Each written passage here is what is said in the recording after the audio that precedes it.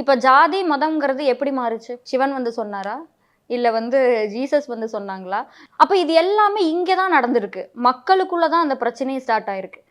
சதுரகிரியில கோரக்குண்டா அப்படின்னு ஒரு இடமே இருக்கு. அந்த இடத்துல கஞ்சா கடைஞ்ச இடம். அது உண்மையாலுமே நடந்த இடம். ஸோ மலைவாகடம்ன்ற புக்ல அவருமே எழுதியிருக்காரு. கோரக்கர் அப்படிங்கிற அவரும் வந்து ஒரு 18 சித்தர்கள்ல ஒரு பயங்கரமான ஒரு சித்தர் அவர். ஸோ அந்த இடத்துல வந்து அவர் அது குறிப்பிட்டிருக்காரு அப்படின்னா, அவங்க அதை மட்டும் குறிப்பிடல. அவங்க பலாயிரம் கோடி மூலிகைகளை குறிப்பிட்டிருக்காங்க. ஏன் அதை மட்டும் எடுக்கிறாங்க? இப்போ நம்ம நினைச்சிட்டு சித்தர்கள் எல்லாம் சொல்லியிருக்காங்கப்பா, டேய் தம்பி நீயும் சேர்ந்து அடிடா, இது மூலிகை தாண்டா அப்படின்னா, அப்ப மத்த மூலிகை எல்லாம் எங்க போறது? அப்ப இந்த மூலிகை உங்களுக்கு ஒரு நிலைக்கு கொண்டு போகுது. ஒரு எஸ்டசி அப்படிங்கிற ஒரு ஃபீலிங் கொண்டு போகுதுங்கிறதுனால யூ ஆர் என்ஜாயிங் தட்.